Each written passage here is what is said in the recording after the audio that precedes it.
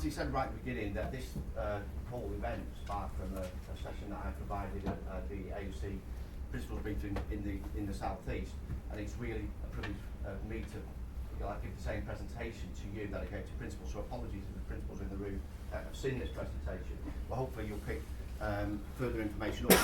This whole presentation is evolved every time I've presented, mainly because more information becomes available on almost a daily basis.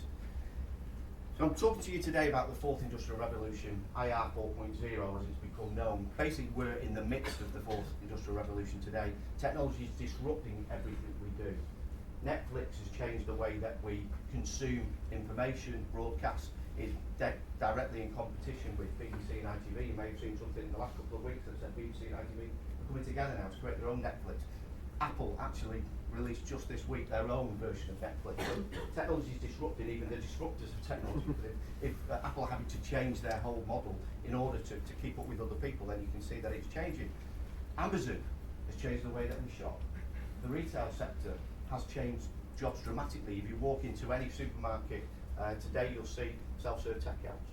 That's the use of, if you like, AI, automation, robotics to actually replace jobs. However, there's still people within their industries that are doing other types of jobs rather than the jobs that they initially intended to do, mainly because computers, as have been described on a number of occasions this morning already, can do certain repetitive jobs better than a human being, and that's really where AI and machine learning should be utilised. It's about taking away the mundane and the repetitive tasks and enabling humans to do the things that they do best.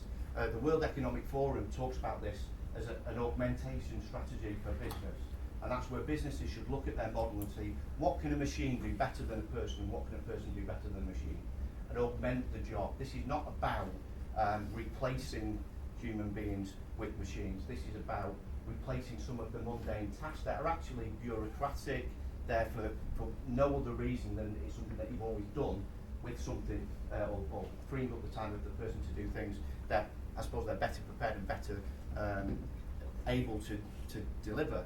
I've talked about Netflix. We've got Uber transforming the sort of taxi market. We've got social media changing the way that we perceive news, and I'm saying perceive in a deliberate way because we don't know what's real and what isn't, sadly, because of that. But technology is having an impact on everything we do. Just last month, the Times headline, you may see where I'm going with this, but we've always talked about the future in the kind of the space age kind of way. We talk about driverless cars, and people are like, yeah, well, that's miles away. You know, that's many moons down the road. But actually, this was a Times headline from February this year. Driverless cars will be on our streets this year. That's going to have a massive impact on current careers of people that are in jobs now, and actually some of the learners that you're training to do logistics type jobs. The jobs that you're potentially training for, qualifications that already or are currently being delivered, that actually may not be needed because the machines and robots may be taking on some of these jobs. So actually, the reason why I'm providing this kind of update for yourselves is the case of we have to really think about our curriculum and how that is changing so rapidly because of technology. And actually, the jobs around us, I've talked about all of them different industries, they're changing all the time. But actually education is pretty similar. I mean, I'm stood up here in front of a group of people that are all sat down or looking at me as I deliver this lecture, and that's been happening for hundreds of years. So it hasn't really changed, and it's kind of a bit weird that I am doing this. Maybe I should do it as a hologram, I don't know, but clearly there is. And if I am a hologram, you're still going to be sat there receiving that information. So really that isn't enhancing your experience by using technology.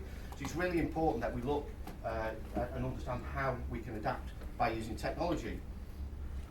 One of the things that technology doesn't take account of is the type of person that you are or the career you go into. The kind of jobs that I've just talked about that change are kind of the ones that we've always expected to change. But actually this is quite an important statistic. 95% of accountancy tasks and 94% of paralegal jobs are going to be impacted by the use of technology. So these are people who've studied for a long period of time, got letters behind their name, been to university for a good period of time to study, yet the job that they are qualified to do now is being taken over by a machine, because a machine can analyse lots of data, as has been described by Kiri already, pretty quickly and dynamically and get it right, where a person may take an awful lot of time to do it. They'll come up with the same answer, but actually it's a repetitive task that the machine can do better. there's clearly going to be a proportion of that job that the person can still do, going back to the problem-solving critical thinking that Kiri mentioned. That's the aspect of the job that's going to be important.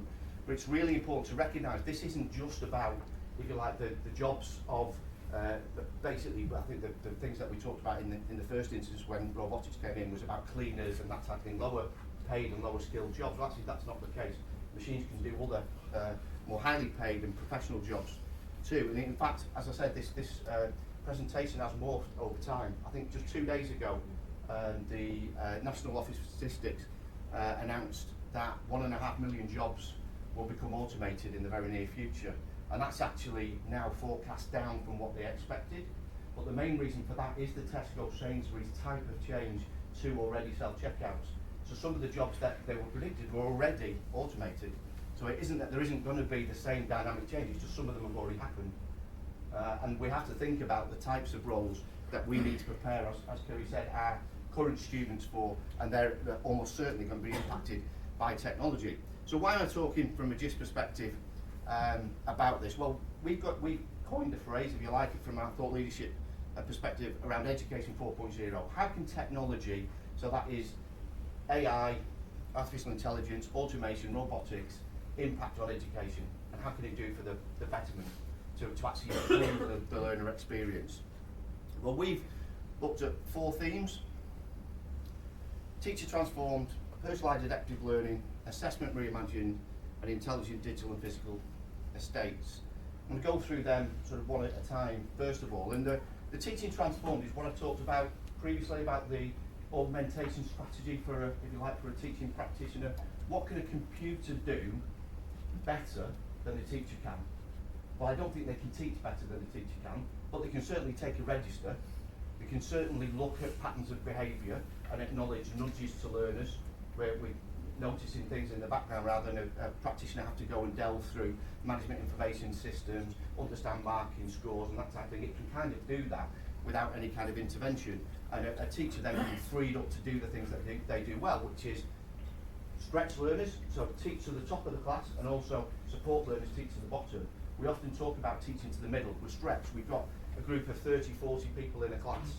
You can't personalise and adapt this kind of teaching style to that kind of learning. But actually, through that augmentation strategy from a teaching practitioner, you can enable them to really support the learners that need the support, to stretch and challenge the higher lot, and to, if you like, teach to that middle too. So it enables you to do that. One of the interesting things with this kind of augmentation strategy, it kind of leads on from the presentation that Kiri gave around the cancer treatment. There was a presentation at DigiFest, and apologies for people who were at DigiFest a couple of weeks ago, but it was a presentation about artificial intelligence and machine learning, and it's now being used in oncology around brain tumours, and the artificial intelligence engine that they're using in hospitals is far better than and more accurate than a human being, a surgeon or oncologist, to identify a brain tumour. And what they've actually recognised now by using artificial intelligence, they're able to speed up the process of identifying that brain tumour and the accuracy of it tenfold. So what used to take 6 hours is now taking just over half an hour. Now, what was really powerful about the presentation that they gave at DigiFest was that you would imagine then that oncologists are going to go through 10 more, or 9 more actually, brain scans in that period of time, but actually that's not the case. What the oncologist has decided to do is to do the same number, but spend the 5.5 hours that's been released with the patient, enabling them to give the empathy, the support, all of the kind of characteristics that we would expect from a teaching perspective. So actually, in the same way as that oncologist is using the machine to enable them to speed up their productivity, what they're then doing is able to spend their time on the people that need it. And in this particular case, with the surgeon perspective, they're giving that time back to the person. They could get 9 more people through, but actually they'd still be giving them the same personal care that they do now, and they don't feel they're giving enough personal care to somebody in a really critical position in their life. So that's a really important thing to think. In this teaching perspective, this is not about replacing teachers or getting, instead of 40 students through, 400 students through. It's about giving the learner experience or the opportunity for that learner to be successful. and that's a really critical thing to take away from this. So that's teaching transform. Personal adaptive learning, again, it's been talked about already. It's about the machine understanding the way, I think you mentioned it, the way in which the learner learns, being able to adapt, provide the right kind of information to the learner at the right time. A good example would be if a learner is trying to learn, as I think Kiri said, a third of the time they're going to spend at work learning. Well, if you're in work, the chances are you haven't got a desktop PC, unless you're in that kind of environment. So you may have a phone as your natural mode of communication, in which case it knows, the machine knows, the system knows that you're at work, therefore it sends the information that's retrievable on a mobile phone. Or it may send it in a particular format that you're used to learning with. So that's the kind of personalised and adaptive learning. Again, it takes in the knowledge of the, if you like, the spiky profile that you have personally. So the things that you know and the things that you don't know. When I provided this presentation, as Anthony mentioned, I did talk about the stuff that's going on here at BCOT, and I would advise you to have a look at the Century Tech presentation solution later, because that is that personalised adaptive learning. It is a recognition of a learner's, as I say, spiky profile from a maths perspective, understands what they know, will push some information out to check that they've got that knowledge and understanding, but will really concentrate on the areas that they have that skills deficit to ensure that they get that. In other words, they're not just teaching for teaching's sake, because it already recognises they have the skills in particular areas, so it enables them to concentrate where is required. Assessment Reimagined, this is really powerful, I believe. We're in a position, mainly through policy, that we basically put learners through a programme of education, and then we have an end test. We've certainly got it in the new apprenticeship standards, where at the end you've got the endpoint assessment, and it happens with most exams these days too. But when we recognise the power of the technology and the system, that it knows what you know, your competence, your skill, your acknowledgement of skills, knowledges and behaviours through the system, it doesn't have to force you through that real scrutiny of an endpoint assessment or a 2-hour exam. And actually it can say, the skills you have enable you to accomplish this particular task, therefore you don't need to go through an exam to do that. And actually I was at a meeting in Cardiff yesterday with the principals across all of the Welsh colleges, and they've asked us now to engage in a consultation with with Qualification Wales, which is the examination board in Wales, around the use of artificial intelligence and machine learning in the assessment process. So moving away from that endpoint assessment if it's required. If it's needed as a part of the industry standard, and that's what employees want, that's fine. But if they just want to know whether somebody's skilled and got the knowledge, skills and behaviours, then they're keen for the system to help the learner rather than the system to, if you like, put a barrier in place, which can happen at that kind of endpoint assessment perspective. And the final one's intelligent digital and physical estates. Now, this is becoming more and more pertinent, because I think most people today have heard of Hive, the thing that operates your heating system at home from your mobile phone. Well, it's that kind of thing, but in an environment such as a college or any kind of learning space.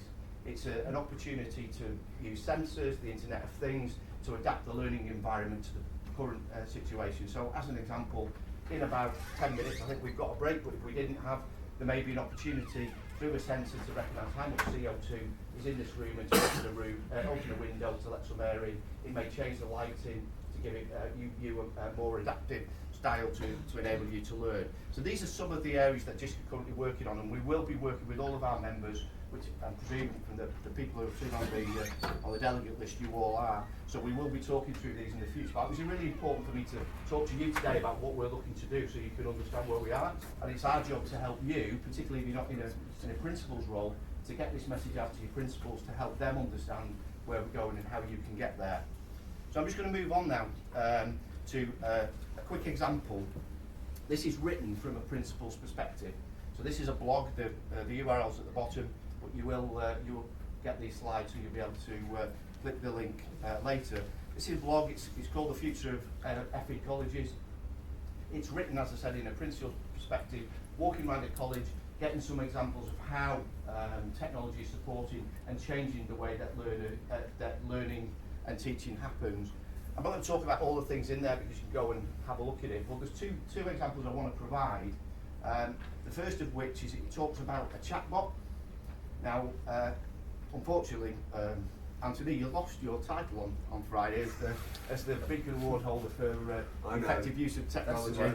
Only because the natural cycle of things, it's a year since, so you'd held the title for a year, it's now moved on. But that award was provided to Bolton College on Friday, and they've got a chatbot, and the chatbot basically does exactly what we talked about before, about that augmentation strategy. So it removes some of the mundane questions that actually learners ask of staff in the college. For example, in the first few weeks of term, what's my timetable? Where's my class? Who's my teacher? When's the library open? How do I get financial support? All of these things that are probably very repetitive tasks. And what was really interesting is because they've actually embedded that chatbot within the natural scheme of things as a part of the induction process within the college, their retention rates for the first 42 days, so before audit, have gone up by 3.5%. That's quite significant, and that's quite a lot of money when you look at the actual cash figure at the end of it. And that's simply because when they've spoken to learners to say, if I had to ask a teacher that where my class was 3 times, I'd probably do it. But the 4th time, I'd be too embarrassed. I wouldn't ask the question, therefore I wouldn't go. And actually, when they looked at the statistics, they were getting up to 40,000 hits on their chatbot in that first 42 days. And a lot of the hits were at kind of 7:30 in the morning, but also 2 o'clock in the morning. So learners really worried about next day's learning, checking out when they're supposed to be and what they're supposed to be, and the system giving that information readily because it's just there, it's just basically interrogating the database. So it's a really important thing there to see that this is where artificial intelligence and machine learning can help a learner in a very practical sense rather than just from a teaching perspective. Well, that's one example. One of the other ones actually is kind of related to Anthony in the respect of that kind of personalised adaptive learning and what Sensory Tech is doing. So it's kind of talking about the machine understanding where a learner is at and providing that kind of independent learning in a library setting. And as I said, most of the examples that are in this blog are happening in different colleges across the country, across the UK actually. Right, there's a few that aren't yet in place. One of the ones I mentioned around the chatbot, there is what classes the paperless staff room, which is where basically practitioners are in situ in a staff room where they're actually talking about standardised assessment, but on computers rather than loads of essays, mainly because it's all digital. But what's actually happened is the machine has pre-marked the assignments that have been submitted, and again, this is an extension of the chatbot of Bolton, so it's already in place. The AI actually can pre-mark and actually fully mark some pre-text assignments. Now again, that was a bit science fiction in the past. We thought, how the heck does a machine understand natural language? And actually, natural language recognition is a part of the AI and machine learning respective outcomes. So there's some real positive changes in that space. So I just advocate, if you're not in a principal position, please go back to your institution and point them in this direction so they can kind of see how these things are already happening and how potentially you can take your next step on the journey. In order to help you on that journey, we've suddenly now found that the new education inspection framework from Ofsted has very much a focus on technology. How many people are aware that there's a new education inspection framework?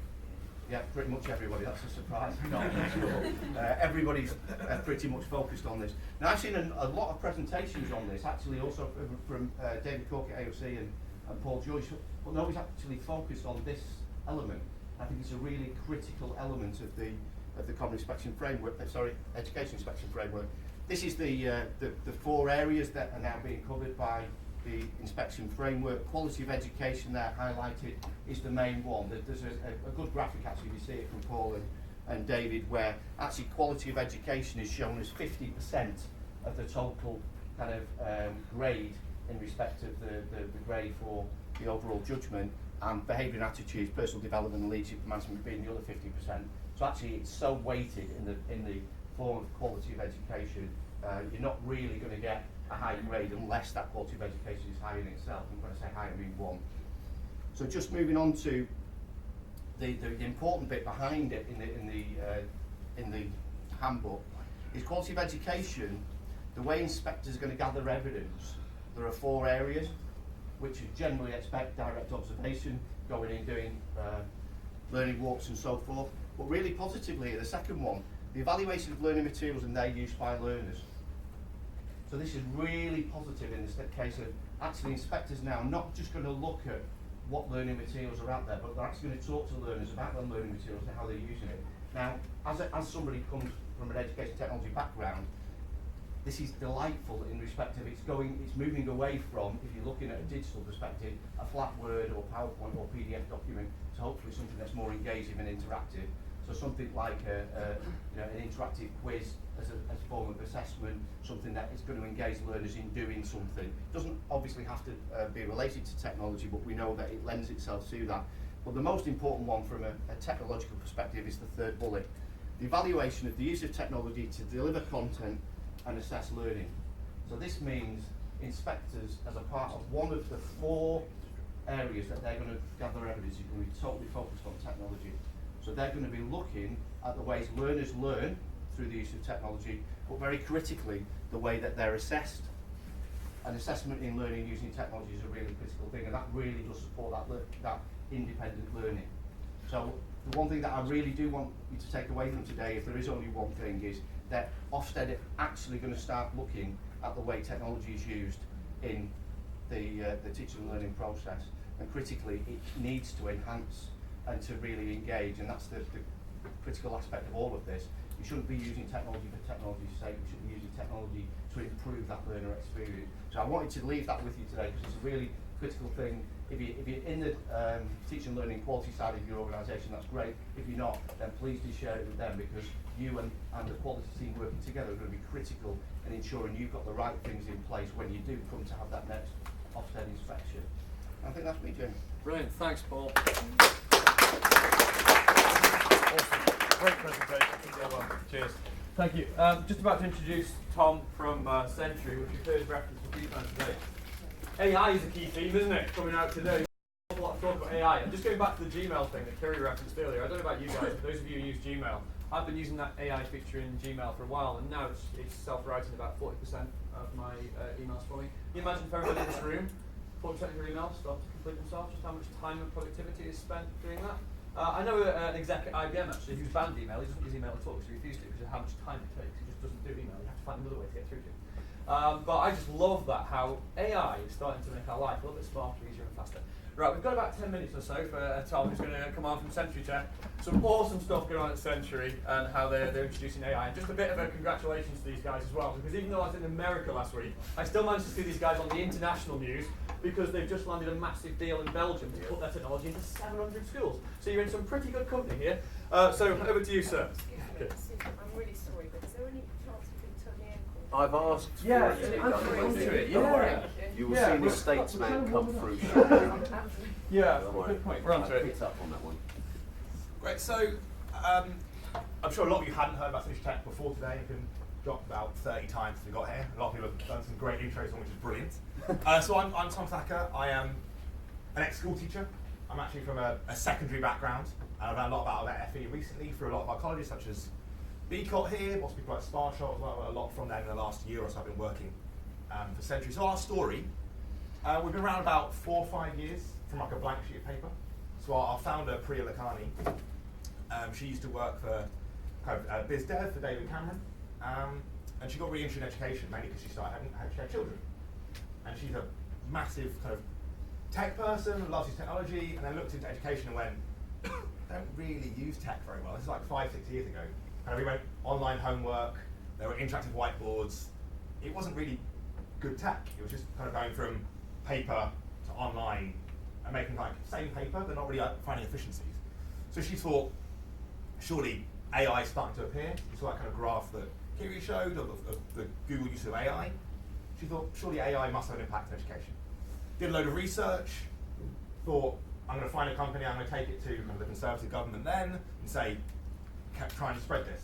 She did loads of research, went to loads of the shows, went to that show a couple of times, didn't really find anything she thought was that impressive. So she decided to build it. So we've been building this now for a few years, a lot of beta work with a lot of schools and colleges kind of around the country. Since September, really been really working in colleges properly. Before that was a lot of trials, a lot of testing. And now actually, one of the big things where we've really had success in FE is actually, I met Anthony probably about a year ago now, presented to him, he's like, this tech is great. This is the future. You're not really targeting FE properly. what you've built is kind of a lot of my own influence is that I'm a secondary school teacher. I get secondary schools. And his point was, FE is different. So I want to discuss that briefly. So what's so difficult about maths and English at FE? So I was a secondary maths teacher and I thought I had it hard. I did have it hard.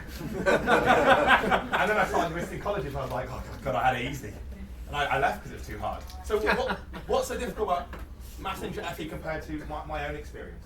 Well, first of all, what was the clip there? Yeah, you have lots of learners. I mean, a lot. I used to have like 200 in a year group, and that was intense, and that was insane. Or an exam period, getting all those learners. Some of you have 1,000, 2,000, 3,000, 4,000. I knew the name of all the students in year 11. I knew where they all were, and that was fine. It was impossible at the college level. First, and then you have a huge range of ability, kind of knowledge and mindset. So I used to have pupils were of a similar ability, and they were of similar ability, because they've been in the same school for 5 years. And I go like these people who are working at what was like a D, E, B then, and they had similar gaps because they've been taught by the same teachers. You get students at maybe grade 3, grade 2, grade 1, or DCE, and actually they're not the same. A grade 3 learner is not a grade 3 learner. They have such different gaps. And not only that, they have the whole summer where they've forgot all that information. And I thought the mindset, fundamentally, a lot of these pupils have worked hard for 16 years and then told, oh, you failed.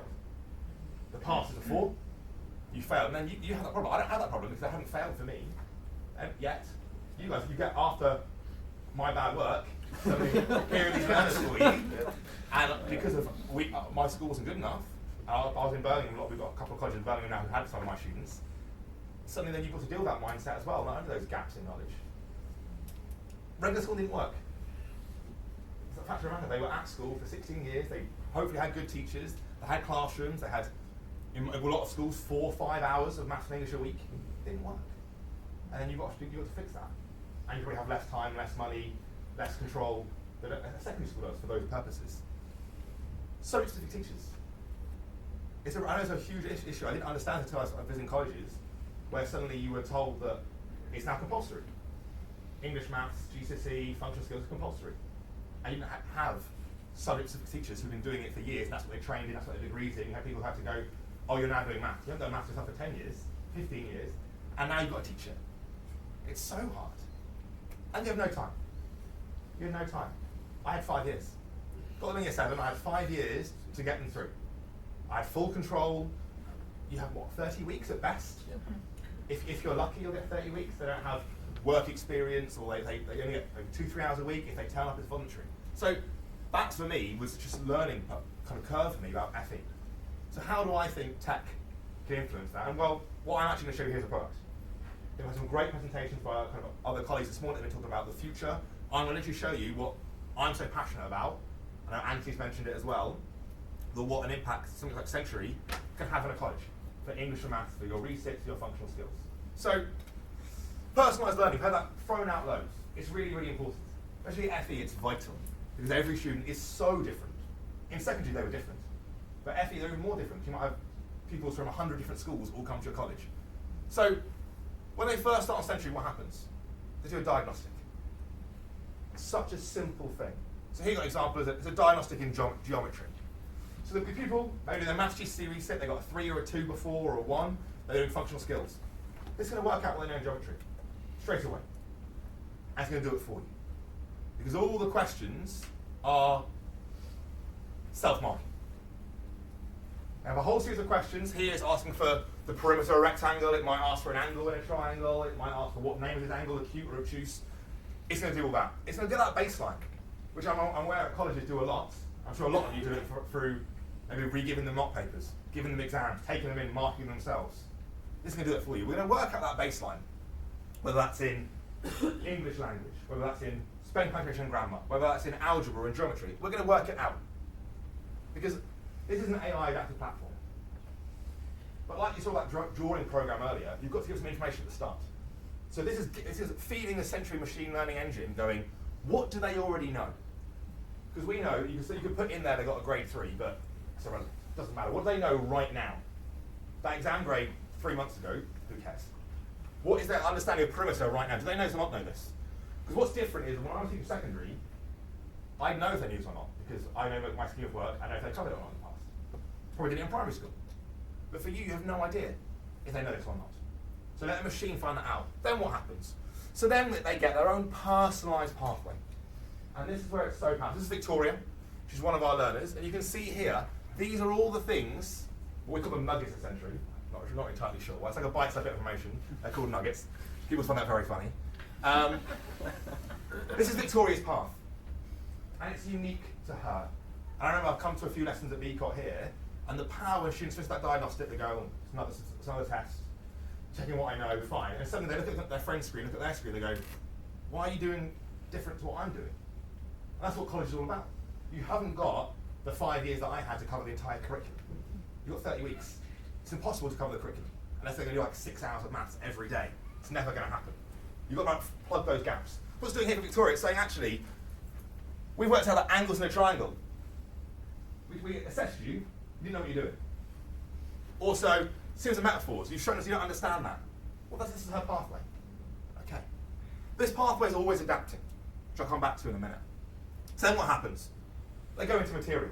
So it's worked out their baseline, what's what they do and don't know. It then presents them with learning material. So here's an example of anecdotes in English. This is a still slide. So there's a PDF material they can look at and read. They also get videos. So here's an example of a maths video about enlarging shapes. Again, this is really interesting, actually, having met with Anthony and Christine here from Sparsholt. We had a lot of feedback. Because when Priya made the company, it was, we are a tech platform. Tech. I joined about 15, 16 months ago, and I went, you really are a tech platform. That's all well and good, but you've got to have good content to match it. You can't be I'm recommending really, really clever stuff, and then they go on it and it's not very clear. It's entirely pointless. So actually, over the last kind of 6-8 months, we've rebuilt our entire content for English maths. A lot of feedback from Scott and his team. I know we're working with Christine as well, a lot of feedback from Sparsholt about how to improve our materials. So actually, all our content is made in-house. Such as the team that I run. So I'm an ex-maths teacher. A lot of these maths videos will have me teaching and explaining these concepts. And they're really narrow. So this is just on enlarging, no sense of enlargement, just regular enlargement. It's so narrow. So enlarging, there are like 7 different parts of it. That's how you teach it, you break it down. And then, after that, it's going to assess them. So we identified those gaps, and then to teach those gaps, and then went, well, do you now get it? So then going to give them questions, whether it's multiple choice, or whether it's a type response. Well, how can this be used? Loads of ways. And this is where you might come to BCOT here and being like, well, BCOT's great, they're a tech place. Of course they can use this. They've got tech-savvy teachers, they've got computers everywhere. It won't work for me. Actually, how you use Century is really interesting, and you've got loads of different choices. First of all, of course, you can use it in lessons. Of course. Very simple. You've got access to computers, they can use it in lessons. And we see that really intelligently through kind of the blended learning environment, where you've got half the class working on Century doing their own personalised pathway. The other half, Century's identified a gap, and you're going to solve it yourself for 15 minutes. Then off they go and they come back. I'll show you how the data helps that in a minute. Flipped. This is so important in Effie. I'm sure a lot of your colleges have a scheme of work that you use. And you know that next week we're doing factorising brackets, or we're going to do anecdotes. But you know that sometimes might come to that lesson, and in the first 2 minutes you go, oh, they can do this. Oh, I've planned this whole lesson, and actually they know already. What am I going to do now? By flipping the classroom, you can get them to do work on Century beforehand, and get the data. Can they do it, can't they do it? And you can adjust your scheme of learning and be really adaptive with it. Homework, of course. I'm very aware that it's much easier for me as a second teacher. You can do your homework, detention. It's very straightforward. Effie, that's harder, but it's still, I'm sure a lot of you still do expect homework to be done. But here, independent use. This is where I get so excited about Century. The fact of the matter is, you have so little time. And actually, you want students to work outside the classroom. You want them to be revising, to practice and be studying. The independent use of Century is what gets me excited. I will look at all the data, and between kind of 9 and 3-4, obviously our usage is great, and that's fascinating. What I love is seeing usage by colleges outside of those hours. So I think we've been working with SCCB in Birmingham for a while. I think over half term, the October half term, they had 900 students log on by choice to study. I think Anthony mentioned it earlier, there's an adult learner here, I think he's in his 80s. Yeah. And he's using this. IT. Yeah. In evenings, in weekends, because he wants to. And because he enjoys it. And it looks quite cool as well, it's quite tech, it's quite modern. And we find, especially with adult learners, their usage is incredible. High quality materials is what I mentioned earlier, from influence, from making it Effie centric. Things like this, a brilliant video showing how to do functional skills. It's so important. There's so much material out there that is poor, that isn't clear, it lacks quality, and you watch it and you go, I wouldn't do it like that. You've actually added a misconception there. And that's why we spend so much time and effort in doing this. It's sort of my dream job, really, is of getting to make content almost full time. Like planning the most beautiful expanding bracket lessons I've ever done. You have so little time. And you get such clear questions like this, which are so clear and so well out, tailored towards the exam, because that is how they judge eventually, but really trying to build on those misconceptions. Really clear examples. What I'm going to add here, what's really important about this, is that the questions are really well written to really, really drive understanding. But what the platform does, that diagnostic obviously influences that pathway. That isn't it. That's where the machine learning layer sits. The example I like to use is, say someone's doing Pythagoras. Right, really important topic. If you're doing GCSE maths, it's vital. They struggle. They've watched the video, they still didn't get it. Is that it? No. The pathway adapts. So what it does, it looks at all the students around the world. And we have schools and colleges around the world. We have a lot in the UK at the moment. It looks at all those users and go, who's done well at Pythagoras? Okay. What other material have they done well in as a whole that this student hasn't? So square numbers, square root numbers, substitute the formula. It then puts those into the pathway for this learner. So it's saying, actually, maybe Pythagoras wasn't the issue. The fact of the matter is, you think 4 squared is 8. That's the issue. Pythagoras as a concept is fine. You don't have to square numbers. So that pathway is always adapting based on these high quality questions. Going, actually, where is your misconception within this topic? And let's constantly adapt that pathway and constantly change it.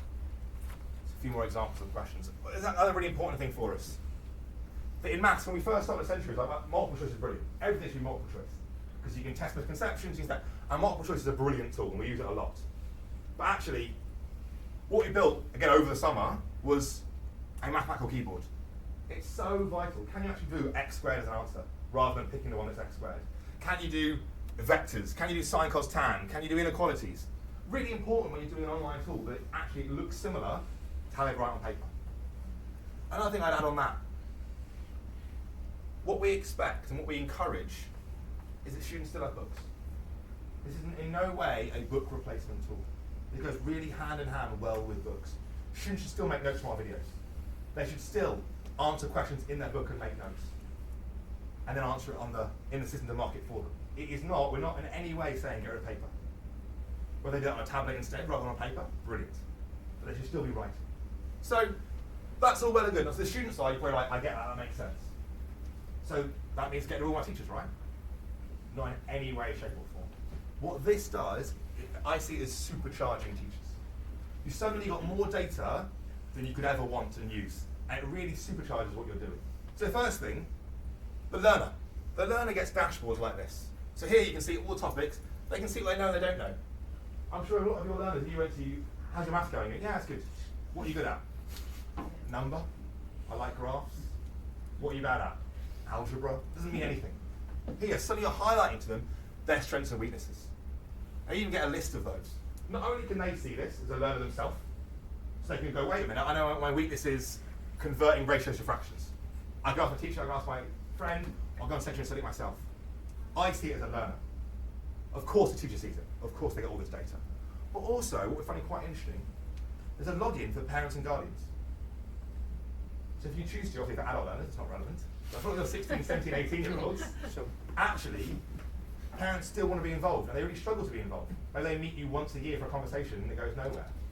There's an app that parents get. They can see all this data coming in live and sit with their child and do it with them. Or encourage them. See, oh, you're struggling in this area. Why don't you do some more? Oh, I can see last week you had 5 nuggets. Brilliant.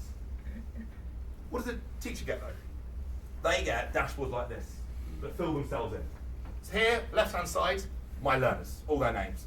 Across the top, all the learning outcomes. All of these dashboards done for you. I think it was really interesting what you mentioned about offsetting data. This is done for you. And it's so powerful. And what a lot of our training, what we do with schools and colleges, is actually how to use this. You're not used to having this as a teacher. Unless you're going to mark an exam paper, enter it in a spreadsheet, kill yourself, spend about 3 weeks doing it, and then lose the will to live to actually use that data. Here you've got it for you. But so what? Well, here's a really interesting example of 3 lovely columns. So, finding decimal percentages. I can see my whole class are great at that. Brilliant. Great. I know they've got that. Let's move on. Let's cover that again. Decimals to fractions using a calculator. Ooh, I've got such a mix there. I've got some 100% down to some 20%. Well, that's where your blended lesson comes in. All the ones in green here, off they go. They're working. They're doing other things. I'm not wasting their time on this topic. The ones down here, I'm going to reteach them. Like Century is a really brilliant platform. The content's great. Sometimes they watch a video and go, I still don't get it. This then it goes to teacher, right, I'm now going to teach this to the students. How do I prove impact? Go back and do it on Century, get full marks. And those students have such buy-in. Because they've been on it, they've tried it, and they've struggled. And I go, I'm now going to help you with that. Oh, great. Or here, essentially increase and decrease the whole class a week. What it allows you to do is separate teaching and learning. Where a lot different I used to go wrong, but that lesson was brilliant. I've taught that so well, they've all got that. That isn't how learning works. What this highlights to me is actually maybe I taught this, and I didn't get it. I've got to redo it. I'm going to recover it maybe in a different way. It's highlighting me that data. You can even dig further. This is an overview of a diagnostic. So actually within a nugget here. 78% average. Great, I'm really happy with that. My class are really good at maths. Well, hold on. Are there any patterns? And actually here you can see question 7. Most people got it incorrect. What's that? Oh, ordering negatives. Suddenly I can solve that in 2 minutes. You wouldn't ever have, if you gave this class a test, marked it all on paper, the odds of you realising that question 7 that most of them got it wrong is quite low. It does it for you. You can then intervene. A lot of you probably think, look at this, go, I can see loads of my students loving this and using it loads. I can see loads being like, it's still math, it's still English, I'm not encouraging motivated. So we try and give schools and colleges that data to intervene themselves. So here I've got my entire college, I can see all my students and all their usage. And that carrot of praising students. So Michael here has done over 2,000 questions correctly this year. He's been doing that at home. If I go to Michael and say, Michael, it's so good, look at all the work you've done, and really praise him, he's going to really enjoy that. I know someone at BCOT here, I won't obviously mention their name, done over 7,000 questions in English in September and Christmas, and as an adult learner. I think I did it at the early exam. It's incredible. The fact you're doing that at home, and I'm sure in the past you've all had learners who studied at home. Do you know which ones and how long they put in? It's so hard. Suddenly here I can praise the top ones, also the lowest ones who aren't engaging. I can go and grab them and say, have you tried this? Have you tried that? And really, really encourage them. So, training support. I'm a massive techie, as you can guess. And I was head of maths. I used all the products under the sun. And for me, they were all brilliant because I'm a massive techie. My department, in my kind of council estate school in Birmingham, really struggled with it. They were all twice my age, hadn't really used tech, struggled with emails. Didn't work. I spent loads of money on products, didn't work. Because I was tech savvy and they weren't. I could have called that kind of what a lot of platforms do is kind of like log in and leave. Subscribe, hit your logins, I'll see you in a year when your renewals comes up. What we do actually at Century is something like this. This is one of our colleagues, Will. He's actually here, he's in West London College. So they're one of our most recent colleges to come on board. This is him running lessons. So what because we employ so many teachers, someone like myself or one of our colleagues in Maths and English will come and run the first lessons of using that platform. One, obviously for the students. Gives them a great launch, gets them smooth, gets them excited having a guest in. But actually, it's for teachers to see, actually, this is not replacing you, this is supercharging you. Look how easy it is, look how clear it is. Here's how you can use the features. And that's what we found actually our most successful model has been, is us going in and running those lessons at the start. To show how easy and how powerful AI in education can be, that it isn't this big, scary thing, actually can really, really help outcomes and workload. If you want to hear more, I know Charlie's going to talk later on about how they've used it here, but Paul and I are going to be here for us today. We've got a little computer set up. If you want to come see it live and prod and poke some buttons, feel free. That's it.